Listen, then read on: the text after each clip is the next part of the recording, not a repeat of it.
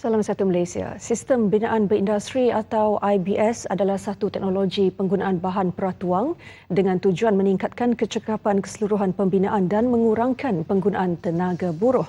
Bagi industri pembinaan tempatan, ia membantu mengurangkan pergantungan kepada buruh asing selain memenuhi matlamat kerajaan dalam menggalakkan penggunaan IBS dalam sektor pembinaan negara. Komponen bahan binaan dihasilkan secara sistematik menggunakan mesin dan lain-lain alat mekanikal yang dihasilkan di luar tapak binaan. Dan setelah siap akan dihantar ke tapak pembinaan untuk proses pemasangan dan pendirian bangunan. Namun IBS tidak hanya merangkumi pembinaan rumah seperti rumah pasang siap, malah merangkumi pembinaan bangunan lain yang hanya memerlukan masa singkat untuk disiapkan dengan kos yang tidaklah semahal kaedah konvensional. Tetapi mengapa teknologi ini masih kurang popular dan bangunan atau struktur binaan yang bagaimana sesuai menggunakan IBS? Segmen platform hari ini kami buka ruang bicara mengenai sistem binaan berindustri dan teknologi rumah pasang siap bersama tetamu yang kami undang ke studio, Insinyur Noraini Brahari, Pengurus Besar Bahagian Teknologi Sektor Pembangunan Lembaga Pembangunan Industri Pembinaan Malaysia atau CIDB. Saya Hazel Desmond, kembali selepas ini.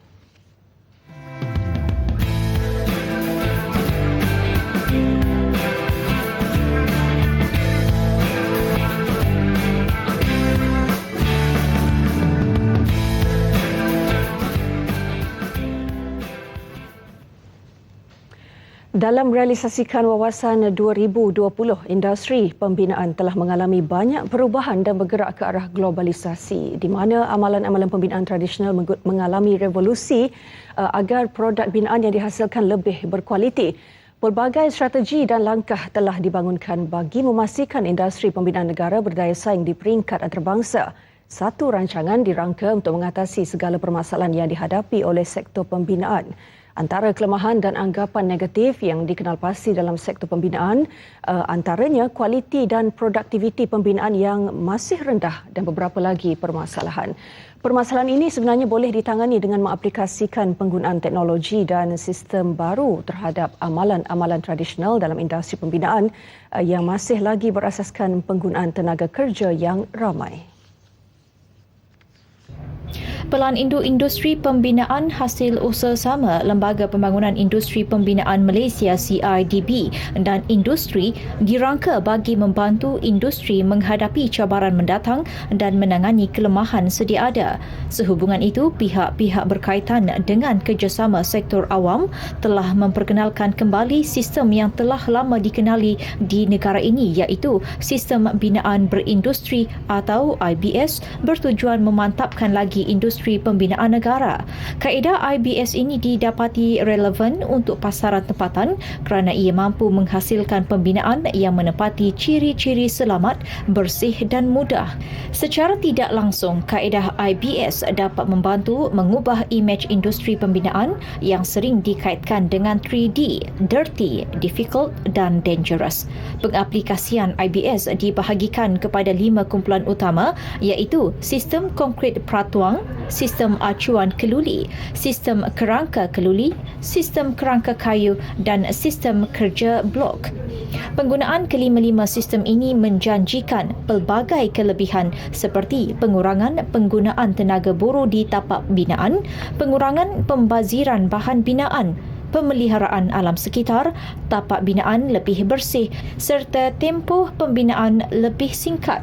IBS mula diperkenalkan di negara ini seawal 1960-an menerusi pembinaan rumah-rumah pangsa walau bagaimanapun ketika itu sistem konvensional lebih banyak digunakan. IBS hanya kembali berkembang sejak tahun 2005 dan ia terbukti dapat menjimatkan kos serta memendekkan tempoh binaan. Buktinya, jejambat pertama yang dibina menggunakan kaedah IBS berjaya disiapkan 10 bulan lebih awal dari jadual asal.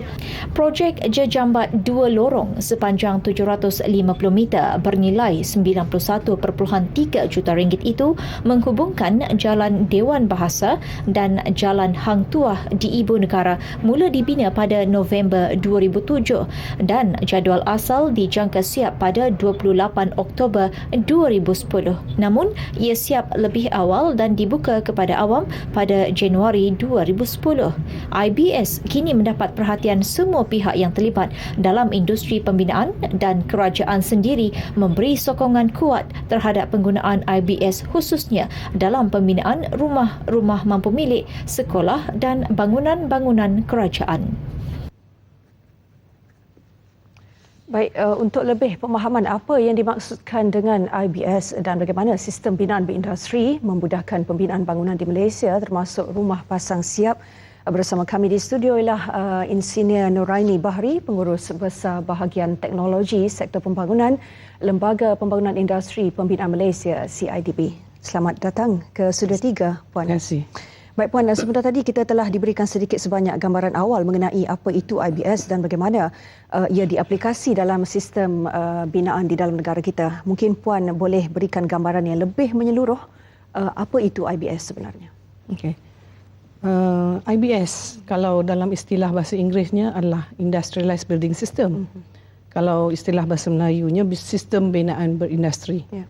Dia sebenarnya adalah dikenali juga sebagai pembinaan pasang siap yang dibuatkan di komponen tu dihasilkan di kilang. Di mana di persekitaran kilang tu kita ada QA/QC, di mana kita boleh control the quality produk tersebut. Kemudian dia bawa ke tapak bina, dipasang menjadi struktur dan menggunakan tenaga kerja yang minimum lah.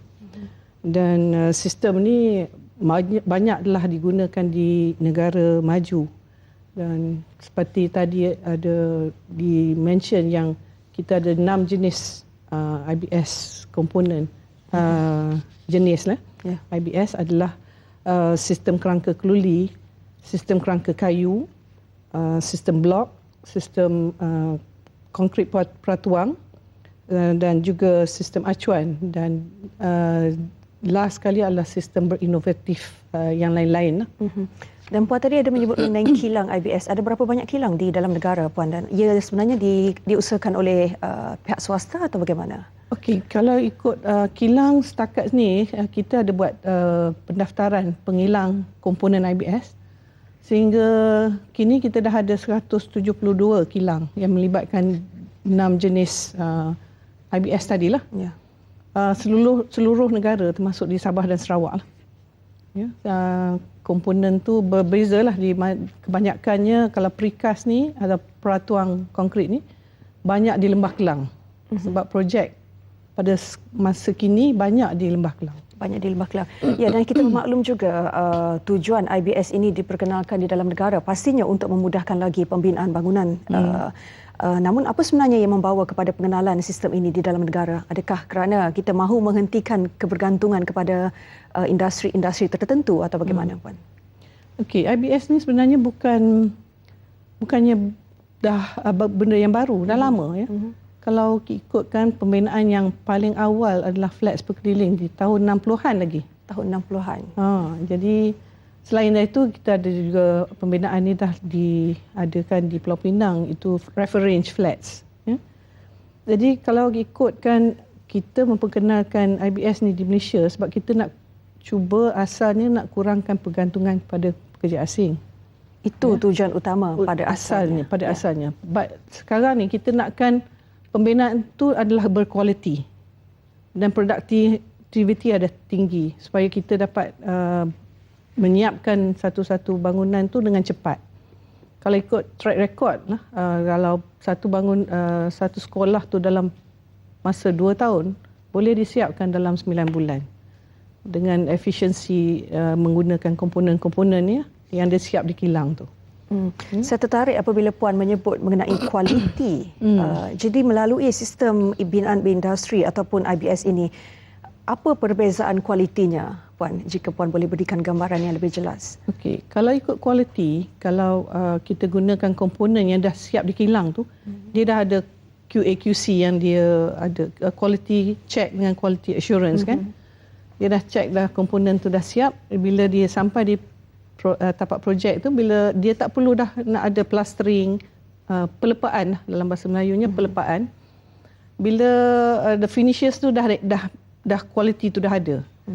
Kalau pembinaan tu menggunakan konvensional seperti batu bata, you susun batu bata satu-satu and then perlu pelepaan. Jadi dia punya wastage, dia punya pembaziran tu banyak. And then orang yang membuat pelepaan tu kena mahir. Kalau tak mahir, kita nampak kualiti tu tak cantik lah, tak licin. So kalau komponen dibuat di kilang dah tentu the quality tu dah ada. Jadi melalui IBS kualiti lebih mudah untuk dikawal berbanding dengan kerja-kerja yang dilakukan oleh sumber-sumber manusia seperti pekerja asing di tapak pembinaan. Bagaimana pula dari segi kos, Wan? Kos, kalau ikut kos, kalau kita pernah buat kajian, kos hidden cost, maksudnya kos dari segi tempoh yang dipendekkan, kan, pembaziran pun tiada, kekurangan dari pembaziran. Kerja-kerja rework, maknanya maintenance work, kerja-kerja yang dibuat semula sebab kualiti yang tak bagus, benda-benda tu adalah kos yang boleh kita reducekan. The overall cost yang kita boleh kurangkan adalah dalam 15% daripada the actual cost of the building kalau kita gunakan IBS. Ya. Dan mungkin ini juga sebenarnya terlintas di kepala fikiran saya ketika ini, Puan. Adakah IBS ini sebenarnya jawapan kepada peningkatan harga pembangunan hartanah pada ketika ini? Tetapi sebelum itu, mungkin ada eloknya jika saya kembalikan dahulu matlamat asal memperkenalkan IBS ini, iaitu untuk mengurangkan kebergantungan kepada penggunaan buruh asing. Mungkin bagaimana, berjayakah kita setakat ini di dalam matlamat itu, Puan? Susah sikit nak menjawab tu. Sebabnya kalau ikutkan di actual cost, overall cost, hartanah because it's a bit, dia nak kata banyak faktor yang menyumbang pada tu. Ya, betul. Tanah pun increase of cost, kan, bila nak buat bangunan di situ pun the cost perumahan tu makin tambahlah. Jadi IBS ini bukan salah satu faktor yang boleh menyumbang kepada mungkin pengurangan harga rumah? Bukan. Sebab bila kita ada repetitive components, maknanya kalau kita buat high rise, bangunan tinggi, mungkin the cost will be lower kalau volume tu banyak. It's economy of scale. Kalau bangunan tu banyak blocks and kita repeat the same dia punya design apa semua tu, that will reduce the cost sebenarnya. Because volume, bila you buy something yang volume, in volume big number, the cost will be lower. Cost tu akan turun. Jadi sepatutnya harga rumah mungkin dalam jangka masa panjang boleh dikurangkan. Boleh. Jika konsep IBS ini diaplikasikan secara lebih meluas oleh kontraktor-kontraktor pembinaan. Betul. Bagaimana pula dengan matlamat untuk mengurangkan kebergantungan kepada tenaga kerja asing? Okey, kalau ikutkan pengurangan ni, kita kalau boleh kita nakkan cuma pekerja mahir saja yang menjalankan kerja ni. Bukan pekerja yang tidak mahir. Jadi kalau pekerja asing tu dia sanggup menerima kadar yang upah yang murah, and then dia tidak banyak menimbulkan kerenah lah, ya, bila kontraktor menggajikan mereka. At the same time mereka juga dia boleh berpindah dari satu projek ke satu projek, dia tak ada masalah dari segi tu.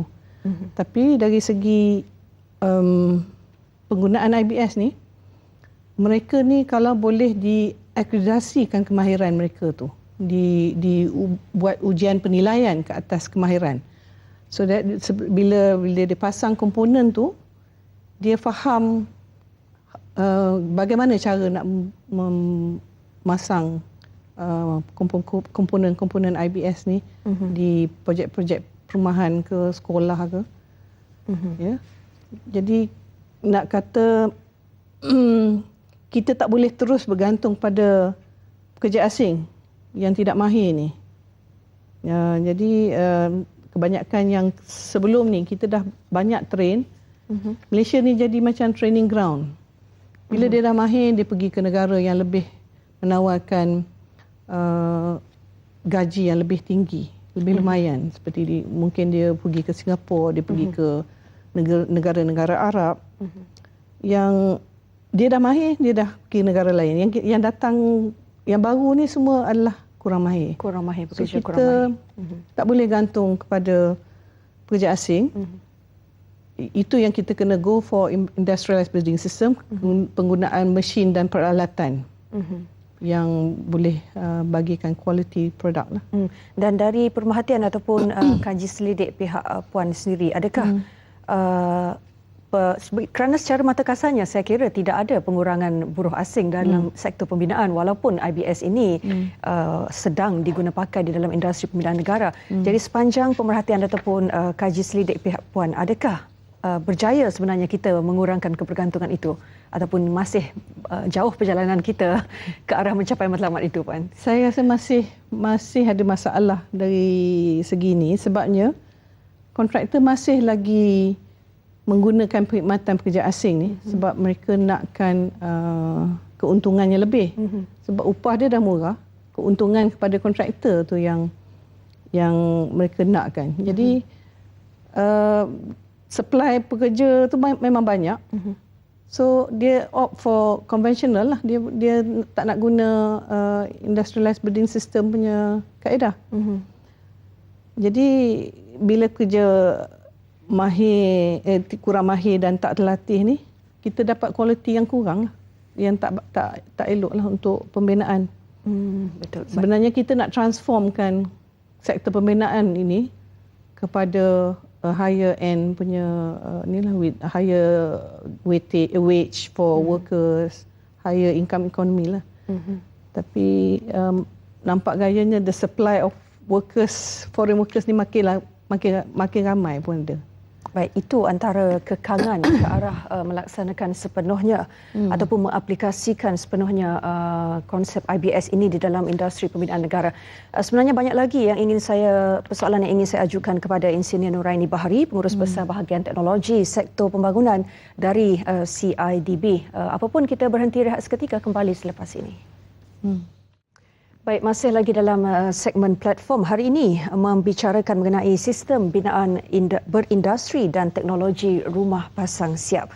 Salah satu kemajuan daripada IBS ialah teknologi rumah pasang siap yang mula dicadangkan pembangunannya di negara ini sekitar tahun pertengahan 2004. Ketika itu, kerajaan meminta sebuah syarikat pemaju hartanah membuat kajian terperinci mengenai konsep pembinaan rumah pasang siap yang dapat mengurangkan penggunaan tenaga buruh selain menjimatkan kos.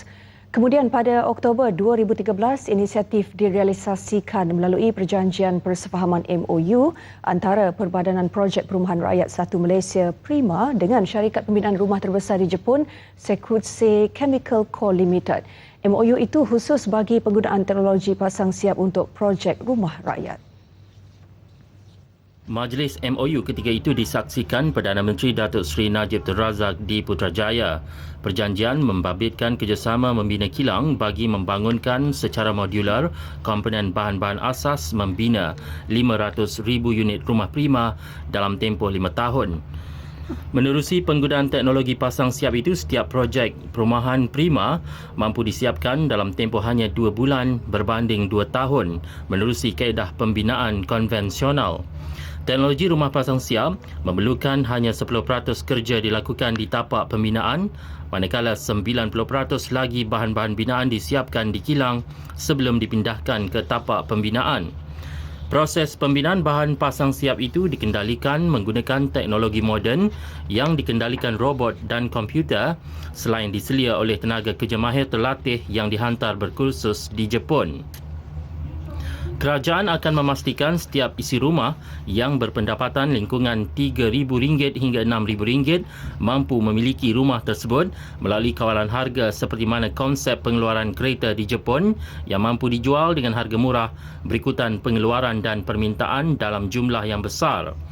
Teknologi rumah pasang siap yang tidak memerlukan jangka masa lama untuk disiapkan turut menarik minat Sarawak mempelajari teknologi berkenaan kerana rumah pasang siap adalah penyelesaian berkesan pembinaan rumah rakyat di kawasan terpencil atau luar bandar. Langkah awal ke arah jaringan kerjasama dengan China itu terhasil melalui lawatan kerja diketuai Menteri Perumahan Dato' Amar Abang Johari Tun Abang Openg ke wilayah Guangzhou dan Tianjin, China pada 8 hingga 13 Jun lalu. Jelasnya, Sarawak perlu beralih kepada industri perumahan pasang siap atau modular housing sebagai persediaan pada masa akan datang untuk memenuhi permintaan tinggi terhadap rumah kos rendah.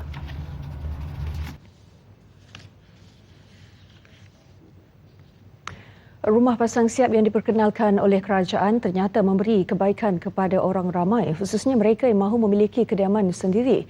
Rata-rata yang ditemui memuji tindakan tersebut kerana masa yang diambil untuk pembinaan lebih cepat dan ia juga dapat mengelak manipulasi harga. Bagi saya, rumah pasang siap ini kita dapat membina rumah ini dengan kadar yang segera.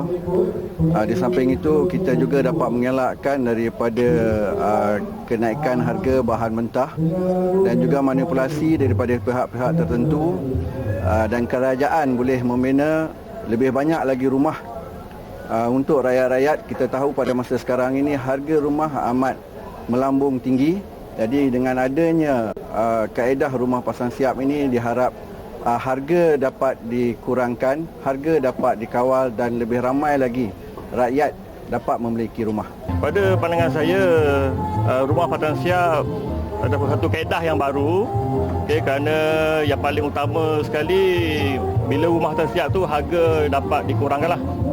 Dan kedua juga kita perlu titik beratkan, ditekankan di situ faktor kestabilan, kekukuhan rumah tu sendirilah untuk rumah pasang siap tu. Ketiga, maknanya rumah yang kita beli tu dapat harga yang murah. Jadi memandangkan semua harga rumah dah makin tinggi sekarang. Jadi bila adanya kaedah rumah pasang siap ni, kita harapkan ramai pembeli rumah dapat membeli rumah mereka sendiri dah. Pada saya, projek rumah pasang siap yang diwar-warkan oleh kerajaan satu projek yang sangat bagus, ya. Memandangkan negara kita telah mencapai kemerdekaannya selama 57 tahun, projek ini memang patut dijalankan. Pada pendapat saya, projek ini boleh membantu golongan rakyat, terutamanya golongan rakyat yang berpendapatan sederhana dan rendah. Rumah pasang siap ni memang perlu disahut oleh seluruh rakyat Malaysia, sebab ini boleh mengelakkan manipulasi projek-projek syarikat-syarikat perumahan ni mengaut keuntungan. Secara langsung boleh mengelakkan penipuan. Yang kedua ialah boleh menjimatkan kos, sebab projek pasang siap ni boleh disiapkan dalam 4 bulan. So, secara langsung boleh mengurangkan harga rumah tu. Kita lihat sekarang harga rumah tu melambung tinggi. Tidak boleh dimiliki oleh orang-orang kurang kemampuan, berpendapatan rendah. So, harga rumah yang berpatutan ni memberi peluang kepada orang kurang berpendapatan rendah untuk memiliki sebuah rumah dan hidup gembira lah. Baik, masih di studio bersama kami ketika ini ialah Insinyur Noraini Bahri, Pengurus Besar Bahagian Teknologi Sektor Pembangunan Lembaga Pembangunan Industri Pembinaan Malaysia CIDB. Puan Noraini, kita lihat paparan sebentar tadi bagaimana orang ramai memberi reaksi yang amat positif terhadap penggunaan IBS di dalam industri pembinaan negara. Dan sebelum itu pun kita lihat kejayaan projek perumahan Prima yang sebenarnya mampu untuk disiapkan dalam hanya tempoh 2 bulan, Puan, berbanding dengan 2 tahun melalui kaedah pembinaan konvensional. Mungkin ada banyak lagi projek-projek lain yang telah menggunakan IBS setakat ini, Puan? Ya. Kalau tahun 60-an dulu, tahun 1964, flats berkeliling di Kuala Lumpur telah dibina menggunakan kaedah IBS. Walaupun dia gunakan teknologi Denmark. Tapi bangunan tu dah banyak blok, ya. Berapa blok? 8 blok ke? Banyaklah. Selain daripada itu, projek-projek lain yang menggunakan kaedah IBS adalah seperti bangunan KLIA sendiri, Menara Berkembar Petronas, KL Tower, KL Central, dan juga Masjid Tengku Mirzan Zainal Abidin di Putrajaya, steel structure tu. dan menara telekom yang dikenali juga sebagai pucuk rebung tu menggunakan kaedah IBS. Itu semua mercu-mercu tanda di yang ibu negara. Ya. Mungkin bukan keseluruhannya ataupun bagaimana, berapa peratus yang menggunakan konsep IBS? Mungkin dia percentage tu mungkin berlainan lah. Ada yang 70%, mungkin 80%, depends. Tapi kalau saya nak share some statistics lah. Ya, sejak 2008 hingga 2010 ya, 331 projek kerajaan telah menggunakan kaedah IBS ni bernilai 9.6 bilion projek. Kemudian tahun 2011 ada 460 projek bernilai 9.1 bilion. 2012 kita ada 344 projek dengan bernilai 8.6 bilion. 2013 318 projek dengan nilai 8.8 bilion. Ini adalah bermacam-macam pembinaan lah. Perumahan ada, sekolah, klinik, pejabat semua menggunakan kaedah IBS sebabnya kerajaan telah mewajibkan semua projek kerajaan hendaklah menggunakan sistem IBS dengan peratusan skornya hendaklah 70%. 70% ke atas perlu menggunakan. Ya, melalui surat perkeliling perbendaharaan bilangan 7/2008. So semua projek kerajaan dah memang wajib. Itu yang kita nak createkan momentum yang supaya semua projek kerajaan menggunakan IBS dan projek swasta akan mengikut susulilah menggunakan projek komponen IBS jugalah. Kerana setakat ini projek swasta kalau ikut kajian kami mencapai cuma dalam 40%. Lebih kurang 40% saja. Yang kita targetkan dalam IBS roadmap kita by 2015 ni kita nakkan the target at least 50% komponen IBS tu digunakan oleh pihak swasta. Jadi mungkin itu sebenarnya antara fokus utama dalam roadmap IBS 2011-2015 Puan. Puan boleh kongsikan lebih lanjut mengenai roadmap itu. Okey. Kalau fokus utamanya adalah pertama adalah mereka bentuk komponen dan bangunan yang berkualiti. That's what kita nak. That is the one of the targets di mana di situ kita akan dapat kualiti yang boleh ditingkatkan ditingkatkan dan kecacatan bangunan dapat dikurangkan. That is the target for the reka bentuk lah. Kemudian kita nak on time delivery, maknanya tempoh pembinaan yang singkat lah. Di mana kita pun dah tahu the benefits ya, bila kita pendekkan masa tu banyak yang dapat dimanfaatkan. Sepertinya umpamanya kalau developer pemaju, bila dia buat sesuatu pembangunan perumahan, tempoh tu kalau dipendekkan dia dapat jual bangunan tu dengan lebih cepat. The return on investment dia tu makin cepat. That is yang kedua. Yang ketiga adalah melahirkan para profesional kerja binaan yang terlatih dan kompeten. Kita nakkan orang yang dalam menjalankan IBS, sistem IBS ni, the professional pun faham yang kita nakkan dia design, dia reka bentuk bangunan tu mengikut penggunaan IBS. Dan pekerja lah adalah mahir untuk memasang komponen-komponen tu. The third point lah.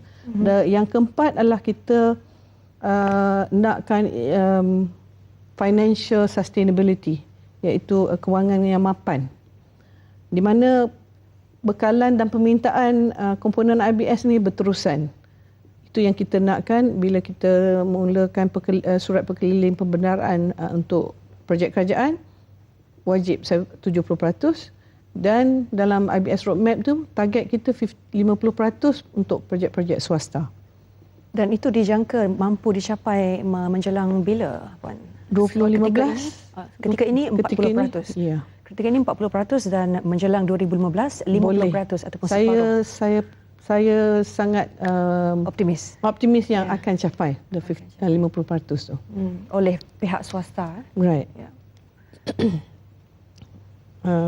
Dan juga selepas 2015 apa akan jadi. Ya. Kita akan terus mengekalkan momentum ni untuk penggunaan IBS oleh pihak kerajaan dan juga kegunaan 50% di pihak swasta ni. Ini akan dimasukkan dalam sebab kita ada the first roadmap 23 hingga 2010. Kita buat the second roadmap 2011 hingga 2015. Selepas 2015 ni kita akan masukkan keperluan ni dalam Construction Industry Master Plan yang kedua yang akan chart the way hingga 2020. Kan kita ada target tahun 2020 kan. So IBS ni akan dimasukkan dalam Construction Industry Master Plan yang kedua. Ya, jadi fokus utamanya sudah ada, rangka-rangka ke arah mencapai rangka-rangka kerja ke arah mencapai matlamat yang disebutkan oleh puan tadi pun sudah ada. Namun mungkin ketika ini negara sebenarnya masih di dalam dilema di antara kaedah pembinaan konvensional dengan kaedah moden, khususnya IBS ini, puan. Awal tadi puan sudah pun menyebut mengenai mungkin ada setengah kontraktor pembinaan, syarikat kontraktor pembinaan yang enggan mengaplikasi sepenuhnya sistem ini kerana mereka mahu mengaut keuntungan melalui kos tenaga buruh yang lebih murah. Di mana peranan CIDB dalam aspek ini ataupun dilema yang dihadapi ini, puan? Dalam kita tahu pekerja asing ni memang murah didapati. Kita akan cuba mengetatkan syarat-syarat untuk kemasukan pekerja asing lah, especially sektor pembinaan ni. Mereka hendaklah kompeten. Only kompeten yang pekerja kompeten saja yang dibenarkan bekerja di tapak bina. Yang tak mahir tu kita kalau boleh kita kena phase out lah. Ya, sebabnya kita target kita nak quality, bangunan yang berkualiti. We have to have competent people. Dan adakah usaha itu sedang dijalankan? Sedang dijalankan. Kita sebenarnya ada 6 akademi binaan Malaysia seluruh negara di mana kita menjalankan kerja latihan ya untuk kemahiran ni. Kemahiran ni kita kalau boleh kita nakkan pekerja tempatan kita yang menjalani latihan. Tapi bagi pekerja asing kita boleh menjalankan penilaian kemahiran mereka. Sekiranya dah dinilai dan dia capai ke tahap kompeten, mungkin the levy pekerja asing tu boleh di review balik lah by Jabatan Immigration ke, because pembayaran levy pekerja asing tu di Jabatan Immigration. Mungkin kita boleh syorkan yang only kompeten, orang yang berkemahiran tinggi saja yang dibenarkan bekerja di Malaysia. Dan implikasinya, puan, jika kita tidak berjaya mencapai matlamat itu, jika negara masih bergantung dengan tenaga buruh asing yang kurang mahir di dalam industri pembinaan negara kita, implikasinya bagaimana? Kita akan dapat kualiti bangunan yang tak berkualiti lah. Itu yang kita nak cuba elakkan. So kalau boleh di ada proposal yang kita masukkan adalah penggunaan mesin dan jentera, peralatan untuk pembinaan. Maknanya mungkin some insentif kita akan cadangkan pada kerajaan untuk penggunaan mesin ni, kita bagi tax reduction untuk importation dan juga mungkin mana kontraktor yang boleh menunjukkan produktiviti yang tinggi menggunakan mesin, kita mungkin ada some financial support ke ataupun loan ke untuk mendapatkan mesin tu untuk menjalankan kerja-kerja teknikal, kerja-kerja yang menggunakan dulu pekerja asing atau tenaga kerja, kita guna mesin. Baik, sepanjang perbincangan kita sejak lebih kurang setengah jam yang lalu, Puan Nuraini sudah pun menjelaskan mengenai dilema yang dihadapi oleh negara sebenarnya dalam mengaplikasikan sepenuhnya kaedah moden dalam pembinaan, khususnya konsep IBS ini. Mungkin selepas ini kita boleh mendapat sedikit penjelasan lanjut mengenai penjimatan kos dalam sesebuah pembinaan jika IBS ini diaplikasikan sepenuhnya. Kembali semula selepas ini. kepentingan jalur gemilang. Setiap rakyat Malaysia berhak untuk mengibarkan jalur gemilang dengan syarat bendera itu dikibarkan mengikut arahan atau panduan yang ditetapkan. Antara perkara yang perlu diambil perhatian ialah mengenai tempat, masa, kedudukan, saiz dan susunan.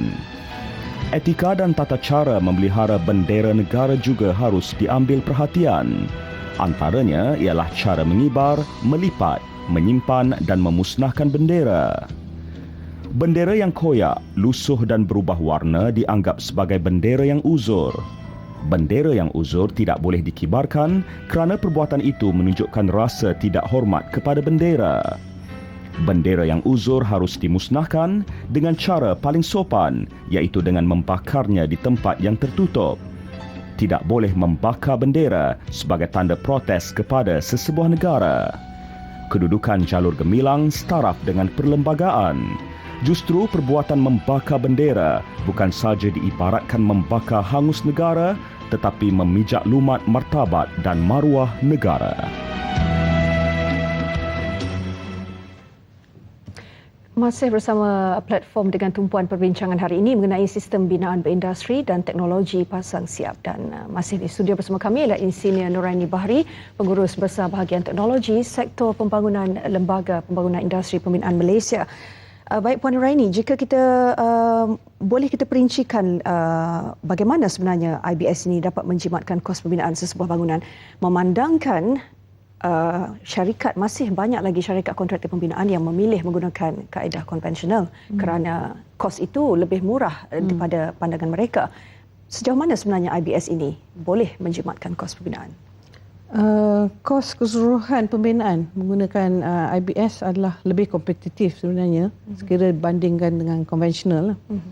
Melalui kaedah IBS ni, penjimatan kos melibatkan tempoh yang penyiapan yang siap yang cepatlah. Pembaziran di bahan binaan pun dapat dikurangkan. Penggunaan tenaga kerja juga dikurangkan sebanyak, kalau kita kajian yang pernah kita buat, dalam 40%. Kalau JKR pernah buat nilai projek 1 juta, dapat mengurangkan 50% pekerja kalau gunakan kaedah IBS. Jadi kalau mengikut kajian yang kita telah jalankan pada tahun 2010 dulu, menunjukkan kos keseluruhan pembinaan menggunakan IBS dapat dikurangkan sebanyak 15%. Banding dengan keadaan kaedah konvensional. Ini adalah kerana wang perbelanjaan tersebut adalah yang berkesan. Faedahnya seperti pengurangan buruh, penjimatan masa, pembaziran bahan binaan yang saya maksudkan, yang saya mention tadilah. Dan overall cost lah, overall cost tu dapat dikurangkan. Dan jika kita lihat tadi pun perincian mengenai projek perumahan rakyat prima, tempoh pembinaannya 2 bulan sahaja berbanding dengan kalau dibina dengan kaedah konvensional mungkin mengambil masa sehingga 2 tahun. Bagaimana projek ini sebenarnya boleh menjadi template ataupun boleh dikembangkan lagi di dalam negara ini? Dia, kalau Prima tadi, dia mention dia akan menggunakan Shikitsu Heim, sebenarnya company Jepun yang kilangnya di Thailand pada masa ni lah. Dia sebenarnya komponen tu dibuat di kilang adalah modular. Modular maksudnya dia satu unit. Disiapkan semua dalam satu unit tu, semua utility seperti pipe, dia punya conduit untuk elektrik, services punya facility semua dia dah pasang siap-siap dalam modular unit tu. And then the finishes seperti tile, wall tile, semua dia dah siap. Dia akan, komponen ni dia akan bawa ke site, dia pasang, disambungkan. Ya, macam Lego lah. Lego, kita anak-anak kita main Lego. Itulah konsep modular, itu yang dia dapat cepatkan tempoh tu. Jadi saya harapkan kalau pemaju lain boleh menggunakan kaedah yang sama, kebanyakan perumahan rumah perumahan ni dapat dicepatkan juga. So tapi inilah pemaju yang pentingnya, yang the client pun sangat penting. Kadang-kadang bila nak buat satu-satu projek ni, klien yang tentukan. Klien kata saya nak projek ni disiapkan cepat dengan kualiti yang tinggi. So most contractor kena opt for ni lah untuk gunakan IBS ni. Dan jika kita boleh lihat contoh projek perumahan prima ini, berapa sebenarnya kos untuk membina sebuah projek perumahan prima mengikut konsep IBS? Kos untuk membina rumah tu depends on the design sebenarnya, dengan floor area besar mana yang satu-satu unit tu. Jika kita lihat dari contoh projek perumahan prima, saya tak ada data mengenai perumahan prima punya design semua itulah. Tapi saya tak pasti the cost setiap satu unit rumah tu. Tapi dia tengok juga dalam kawasan mana. Kalau kadang-kadang tu prime area tu mungkin mahal sikit lah. Kalau melibatkan kos tanah di situ. Kalau di luar bandar tu mungkin lah the cost is ni lah. Jadi mungkin IBS ini ialah jawapan sebenarnya kepada permintaan yang tinggi terhadap rumah kos rendah. Ya. Dia sebab dia boleh deliver cepat kan. Ya. Jadi memang itu yang diharapkan oleh rakyat lah. Baik, Puan Nuraini, kita sebenarnya sudah pun sampai ke penghujung perbincangan. Mungkin ada sesuatu yang ingin dikatakan oleh Puan mengenai peranan IBS dalam membantu melonjakkan lagi industri pembinaan dalam negara kita. Okey, kita memang menggalakkan kalau boleh semua clients, pemaju, even kontraktor untuk menggunakan kaedah IBS ini untuk perumahan. Seperti yang kita pun ada target kan, the government nakkan berapa ribu rumah untuk disediakan untuk rakyat. Kita ada, sebenarnya kita dah tubuhkan satu tempat dinamakan Pusat IBS sejak tahun 2007 lagi di Jalan Chan Shaolin. Dan kalau boleh, kalau nak refer kepada staff yang boleh membantu dari segi program yang IBS ada di sana lah. Kata dia nak maklumat lebih kan, siapa pengguna IBS, the produk IBS yang kita dah register, siapa dia yang supplier, kita boleh bantu dari segi itulah. Pusat IBS di Jalan Chan Shaolin di Ibu Negara. Bagaimana jika ada yang mahu berhubung terus dengan Pusat IBS ini, cara-caranya Puan? Okey, kita ada website pun. Kalau ikut buka CIDB punya website, cari Pusat IBS, ada di situ. Kalau nombor telefon 03 9281 6909, boleh dah ke Pusat IBS lah. Mereka ever willing to help lah. Dan laman web CIDB? www.cidb.gov.my. Baik, itu cara-cara untuk berhubung terus dengan Lembaga Pembangunan Industri Pembinaan Malaysia CIDB, atau secara lebih khususnya jika mahu berhubung dengan Pusat IBS, boleh hubungi nombor dan juga laman web yang disebutkan oleh Puan Nuraini sebentar tadi. Baik, terima kasih Puan Insinyur Bahari, Pengurus Besar Bahagian Teknologi dari CIDB. Terima kasih. Baik, sekian saja perbincangan platform hari ini. Saya Hazel Desmond. Kita jumpa lagi.